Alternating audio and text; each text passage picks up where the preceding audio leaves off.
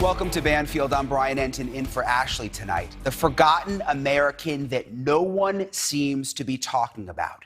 An American schoolteacher found languishing in the same Russian prison as WNBA player Brittney Griner. Griner gets all the headlines and the public demonstrations of support. Human rights activists were there to see Griner back in April, but they were shocked that during that visit, they also found 46-year-old Sarah Krivanek, an American schoolteacher who had been arrested after a fight with her Russian boyfriend 5 months earlier in November. Here is what we know tonight. Sarah says her boyfriend, Mikhail Karavaev, had been abusive while drinking. She says on November 10th, he kicked and punched her, leaving her arms and legs covered in bruises and 3 fingers even broken. That appears to be backed up by these photos obtained exclusively by NewsNation. According to Sarah, when Mikhail got drunk and hit her in the face again the following day, she grabbed a kitchen knife and she lashed out at him. She nicked him on the nose. It was really just a scratch. But the boyfriend called the police, and Sarah was charged by Russian police with intention to inflict slight bodily harm and threatening to kill or do grievous bodily harm. And despite Sarah's obvious injuries, her boyfriend was not charged. In 2017, Russia decriminalized first-instance domestic violence. And regardless of Sarah's broken fingers and bruises, her boyfriend was allowed to go home. Listen to a voicemail Sarah left for her friend in America the night that she was charged. This is something NewsNation has exclusively obtained. Take a listen. It's my last breath. I want you to know. I loved you. You always take care of me. You always take care of my cats. Now if I have to go away, I'm going to go to prison, in Russian prison, because a person beat me up really bad and I scratched him in his nose with a knife.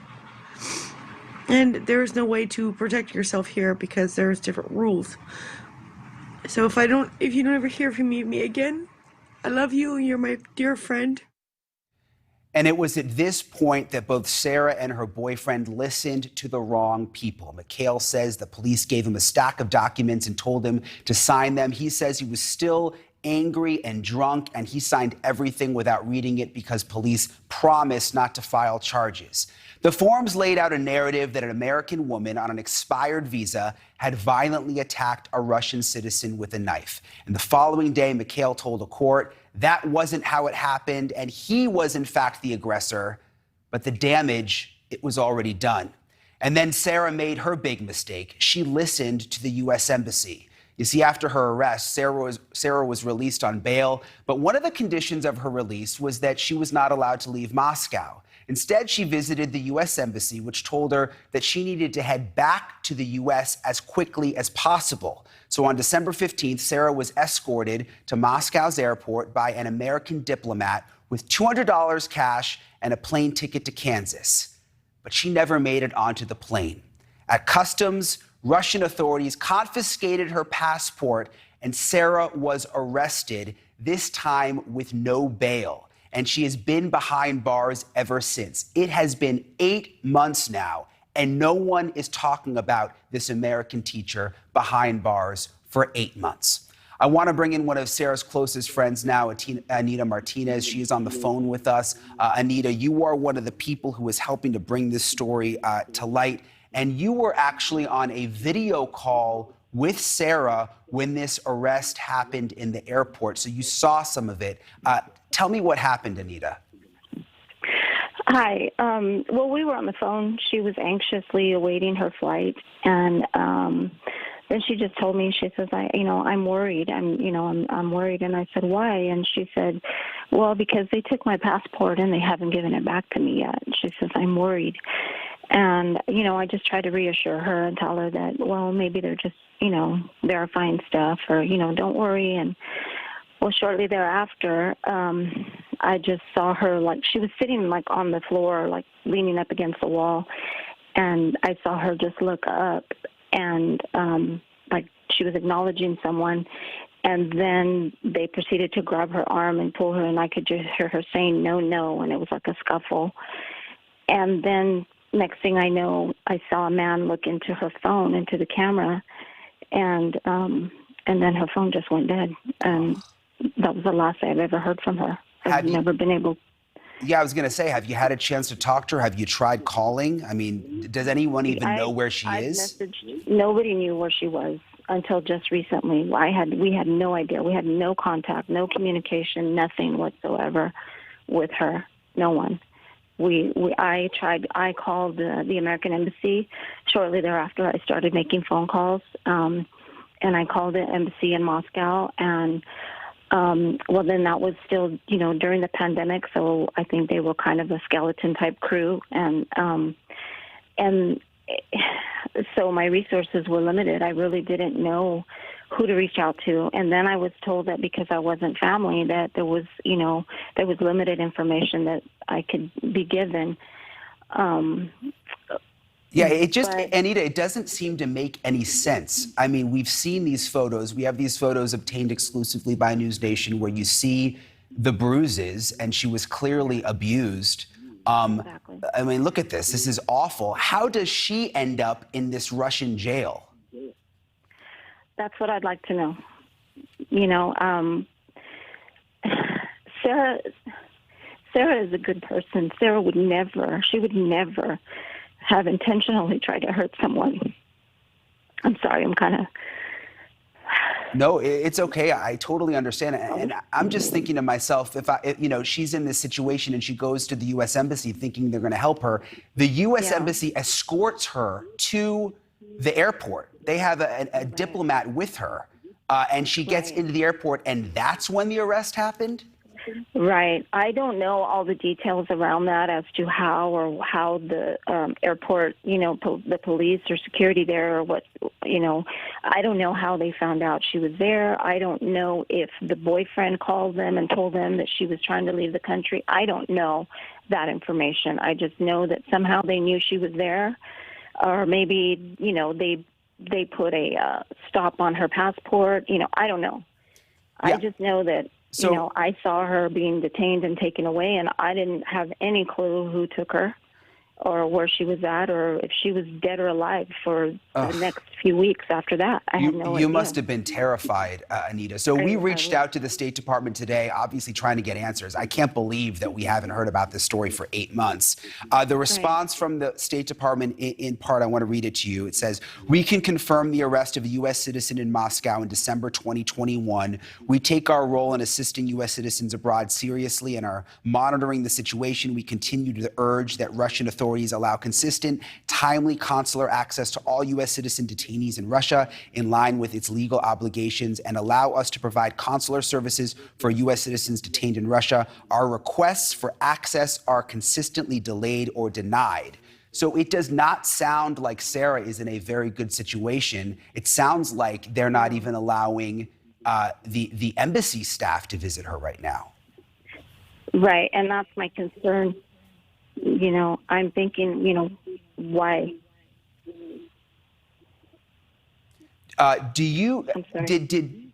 Sorry, I couldn't hear you for a second, Anita. Do you know much about this Russian boyfriend? Did she ever talk to you about him? No. I just thought, he was the roommate, but and I never knew him. I didn't even know his name until all of this came up. She never mentioned him by name or anything like that. So she never mentioned any kind of abuse or anything?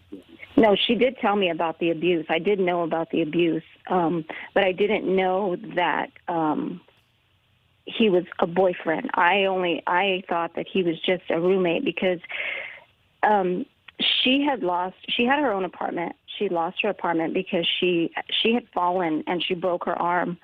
And she was unable to work, so she couldn't pay her rent. So she was, it was just like one thing after another. And she ended up having to move in with other people to have some place to live because she was somewhat homeless in a sense. And so until she was able to get back on her feet, it was my understanding that this guy was just a roommate. But she never referred to him, to me, as a boyfriend. Okay. Now, so, maybe, so but people... I did know of him. I did know of him, and I didn't know, yeah. People magazine broke this story yesterday, but until Right. then, I mean, 8 months, and it's got no attention, and we're all talking None. about Russia all the time. Frankly, we didn't know about it. I mean, the minute we found out about it, we wanted to do the story tonight. Why do you think Yeah. that this has sort of been buried? You know, I don't know. That's a good question. That's a question I'd like to have answered as well, because, you know, I see on the news, you know, everything that's trying to be done, and trust me, I'm, you know, bring all the Americans home. You know, I'm okay. I'm good with that, but don't forget about Sarah, and it seems like no one's talking about her. Yeah. And I once all this stuff started up again, you know, started with, you know, Brittney Griner and the other gentleman, I thought something has to be done, because they obviously either don't know that Sarah's there or they don't care that she's there, one of the two. You know, and I'm hoping that it's just that they didn't know her circumstances. Yeah, I hear you. But- And listen, I mean, you have our word. We're going to stay on this story now that we know about it. And we thank you for coming on tonight and helping us shed light on all of Thank you. this, Anita. We'll be in touch with you, okay? Okay, thank you so much. Okay, I want to bring in another one of Sarah's friends, Robin Bradshaw. Robin was actually Sarah's hairdresser, and she joins us now live also. Robin, you didn't even realize that she was arrested. Again, it's like no one has known about this, which I find so troubling. How did you find out what was going on? I found out through the news just recently. I had been looking for her for about 6 months because we always talked quite often. So I hadn't heard from her in 6 months. What is Sarah like? What's her personality like? I mean, she obviously sounds very nice in these voicemails that we've heard. Sarah's awesome. She loves kids. She loves cats. She loves the violin. She loves a lot of things about life. And she honestly would never even hurt a fly. So to hear that she, you know, stabbed her boyfriend in the nose, there must have been a true reason. And I know about the abuse that she had with him. So we had conversations about it. I understand that Sarah told you that she was actually pregnant. Is it possible that she is pregnant inside this Russian jail right now? It could be possible. I haven't talked to her since July of 2021. That was the last time I heard from her. And so I know that she was pregnant previously. She sent me pictures and I was worried about her. So why were you worried, Robin? She had spoken to me about him drinking and taking hands to her, hitting her in the face, the chest, beating her on the floor. Hitting her while she was pregnant? Yes. And I believe she miscarried. She called me one night and told me she miscarried her child because this man beat her so bad. And now she's the one who's ended up in the Russian prison and forgotten about for 8 months. It's unbelievable. I know the last time you heard from Sarah was last year. She's been in prison now for 8 months. You shared one of the final voicemails you got from your friend. Let's take a listen.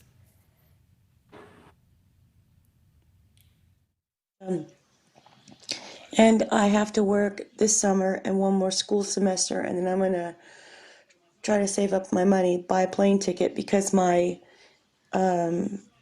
lease for my landlord ends in December, and I want to just come home. I'm tired.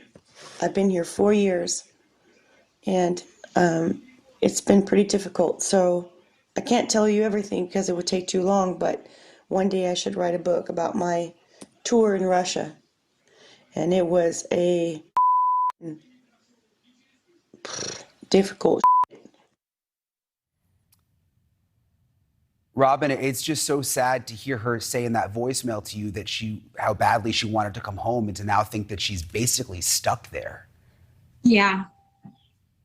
What else did she tell you when you were able to talk to her in terms of like wanting to get out of there? She told me that she had limited funding and was trying to get money together to come back to the U.S. And she just needed to get away so that she can get back to her family in the States. And it's just been really difficult to find friends and people over there to give her money. Yeah, and we know she actually ended up having to get a plane ticket paid for by the U.S. consulate there, the embassy, that's how she was planning to get back. Again, it's so strange that the embassy set all this up, and then she gets to the airport and she's arrested. Are you, I mean, I hate to even ask this, but are you nervous you might never see her again? Or do you think she's going to make it home? I hope she makes it home. I am nervous for her. I mean, not hearing from her for such a long time, I thought was unusual. And I kept thinking of rumors or seeing rumors about what had happened to her. So knowing that she's in Russia jail even is more terrifying than anything that could have even came about this. Listen, I'm so sorry you're having to deal with this, Robin. Thank you for coming on tonight and sharing your part of the story with us. Yeah. Okay, I want to go now to Aaron Parsley, one of the People.com journalists who brought Sarah's story to the world, broke this story yesterday. Aaron, where do things stand now? I mean, is she going to be going on trial? It doesn't seem like we're getting a lot of information about her current situation. Hi, Brian. Yeah, Sarah is currently serving a 1-year, 3-month sentence related to the original assault charges that came about from the domestic dispute that we wrote about in our story. After her arrest at the airport in December, the court ordered her to be detained until February 11th, and that's when she was sentenced. We know from a letter that she wrote from jail that she was expecting to be jailed until at least July. But when the Russian activists we spoke to who met Sarah in the same detention center where Brittney Griner was being held, Sarah at that time in April was expecting a successful appeal, but it was not successful in the end. Yeah, it's so interesting reading your article, the way that these activists went in to visit Brittney Griner, and it's like, wow, there's this other woman that we didn't even know existed who is here. But I keep going back to the fact that it almost seems like she was, I mean, I know she wasn't, but it seems like she was set up in a way by the embassy. I mean, they buy the ticket, they escort her to the airport. Did they just have bad information? Well, that is a big question that we're looking at. According to Russian media reports that we've reviewed, the authorities in Russia notified the American embassy that Sarah had been arrested, and they also claimed that they had told the embassy that the conditions of her release on bail included that she stay in Moscow. Now, we spoke to a State Department official while reporting this story who told us that they were not aware at the time of the arrest in December at the airport that she had been ordered to stay in Moscow. So there's a little discrepancy there, and we're not exactly sure who's telling the truth about what happened. But yeah, she had a lot of support from the American embassy. We talked to a source who said that she was going back and forth trying to arrange her trip. And as you mentioned before, she was carrying a letter that indicated that she had a loan, a repatriation loan. And the State Department official we spoke to acknowledged that is something that they do. And of course, she's seen on video footage being escorted into the airport carrying that letter. Yeah, she was so close to getting out. I think that's one of the things that's so heartbreaking about this. So do you think she could now be part of a prisoner swap? I mean, we talk about prisoner swaps all the time these days as we try to get some of these Americans home. Could that be a possibility? So we spoke with a human rights advocate whose work includes keeping track of people who may be unjustly detained in Russia. And he told us that he was going to send a letter to the U.S. Secretary of State, Antony Blinken, on Sarah's behalf. And that was something that he wanted to request. He was going to urge them to include her in the discussions about the prisoner swap that's going on with other higher profile Americans.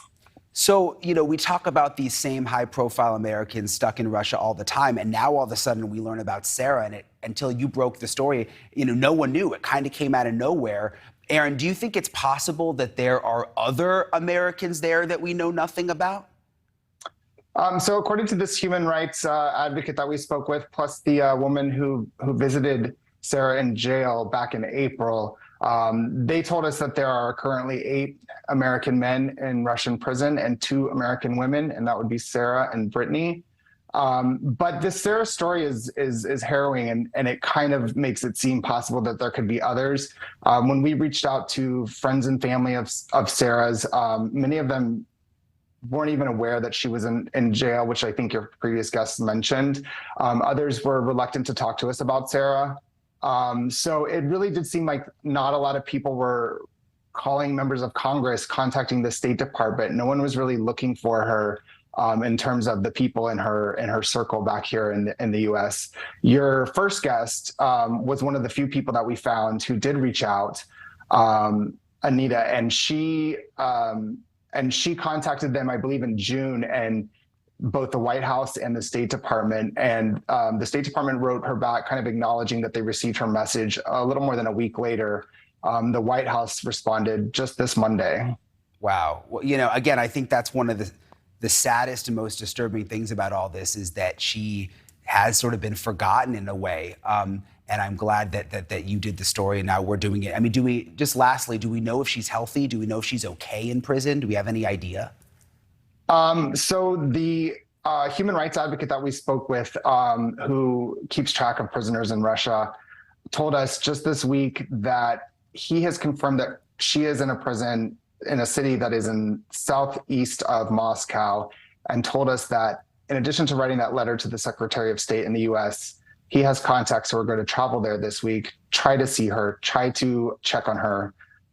They were told that she was there and that she was being treated properly, but they wanted to go there and check it out for themselves. So we'll be following up, trying to find out if that visit happens and how she's doing. Yeah, I know you'll stay on it. We'll stay on it. Great work with your report. Aaron Parsley, thanks for coming on tonight. Thanks, Brian. Okay, we'll certainly stay on that story. Thank you for watching. Go to newsnationnow.com to find NewsNation on your television provider. And don't forget to click the red subscribe button below to get more of NewsNation's fact-driven, unbiased coverage.